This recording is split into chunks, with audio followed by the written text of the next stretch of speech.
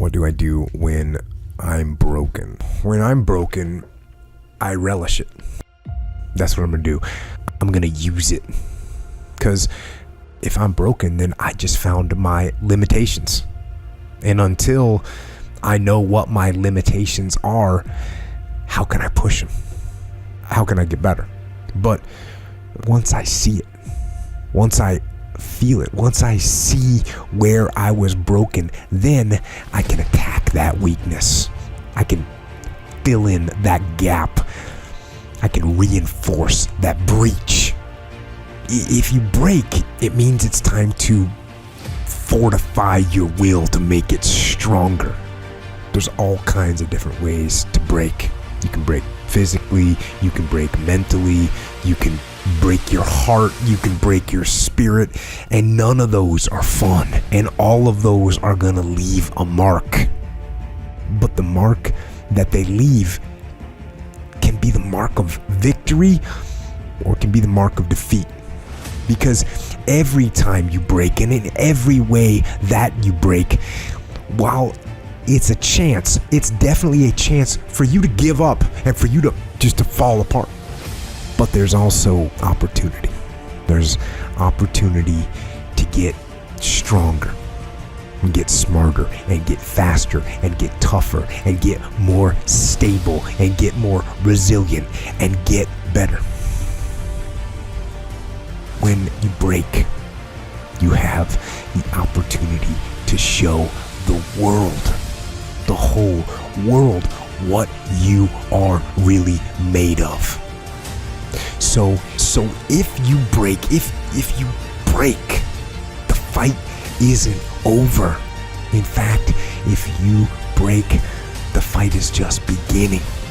And as you crawl up and out of that dismal and wretched place, you're covered in blood and sweat and dirt and filth as you rise above what you were.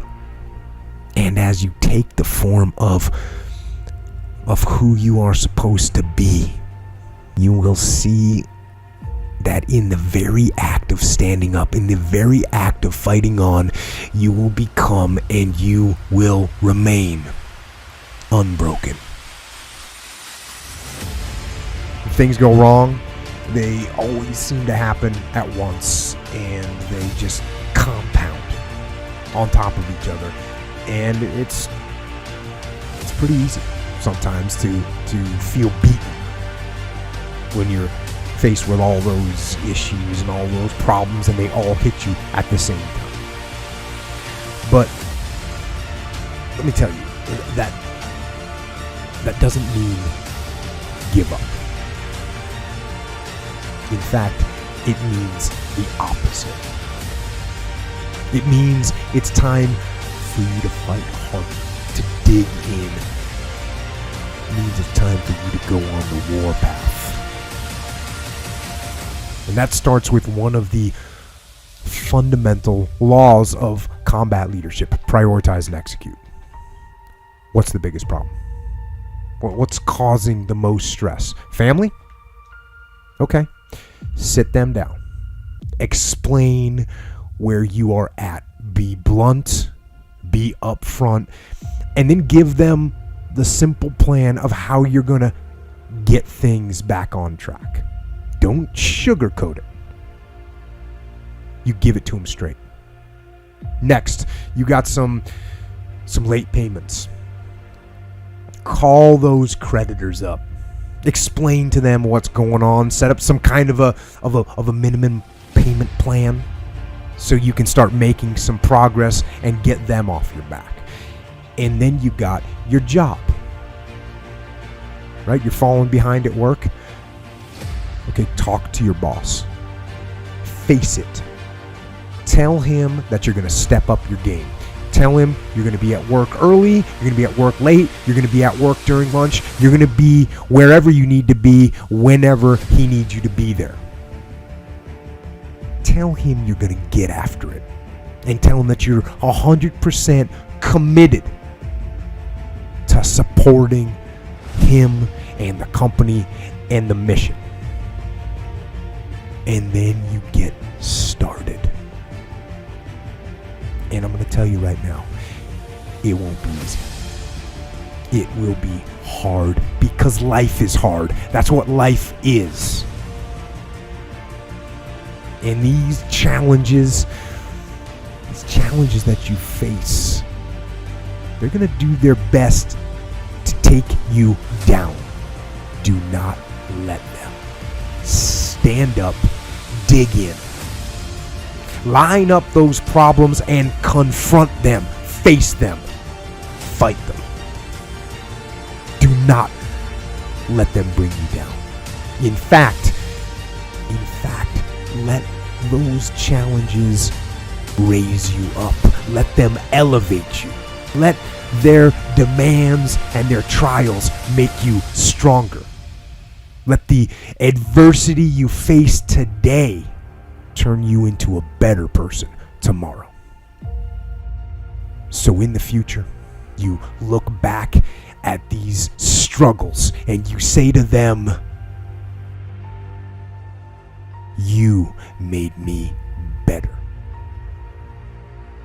Hey, what does Ryan Seacrest, Tom Cruise, Oprah, Steven Spielberg, Donald Trump, Joan Rivers, Warren Buffett, Gordon Ramsay, Michael Jordan, Kobe, Tim Tebow, they all have one major thing in common, dude. These people hammer. They beat it to death, okay? Look at Tom Cruise, man. Look at his career. He works constantly. So look, you want to get your work ethic so high that people actually admire you. I'm going to ask you a question right now. Because of your unbelievable work ethic. If you can't answer yes to that, man, you're not going to get in that top 10%. You got to get at the top. People need to know you for one major thing first. He works.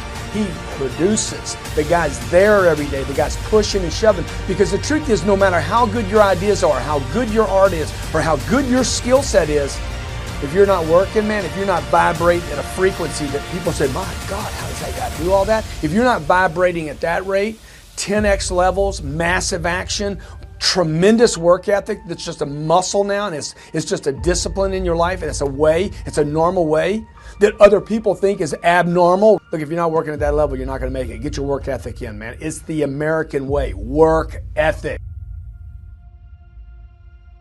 What I could control was my work ethic. You've heard me speak many times about outworking everybody, but I think that just feels good when we hear it, but most people don't take it seriously. If you think that I have a little bit of success in my life, I can tell you what I attribute it to. Yes, self-confidence, yes, mindset, visualization, goals, all the things I talk about all the time. Listening skills, influence, energy transfer, how to be happier, all of that stuff applies. When you get to winning, for me, it's come down to maxing out. And what maxing out means is you do one more at least than you think you're capable of. So when you're done, whatever you're doing, whether it's at the gym or phone calls or meetings or in sports, one more shot, one more throw, one more swing of the golf club or the baseball bat, the separator is for the winners, they do one more. I'm addicted to one more. And so I want your mantra going forward to be one more. What does that look like if we're working out? That means when we're in the gym and we say, I'm gonna do 5 sets of 10, I'm crazy. Like I'm a psycho because I wanna win. I wanna be somebody. I wanna separate. I wanna compete. And the way I do that isn't with my giftedness, because I wasn't born with a bunch of gifts, and I think gifts are crap. I think for the most part, gifted people struggle in life because things come easy to them. I like that things haven't come easy for me in my life. I like that I have natural talents in every area. And maybe you like that about you too. Maybe you've looked at yourself all your life and thought, man, I don't have that natural beauty or that natural talent or this gift for creativity or intellect or humor. I don't have any of those things. But what I got is I will outwork you. And so at the gym, one of the things I focus on, they say it's 5 sets of 10. When I'm at 10, I go one more, bam, 11. If I'm running on the treadmill and it's a 45-minute run, I never finish at 45. I always go one more minute, 46. If I'm at the office and I'm supposed to make 25 phone calls that day, when I'm at the end of the day, I always do one more. If I've got meetings, I always do one more. My mantra for 3 decades in business has been one more.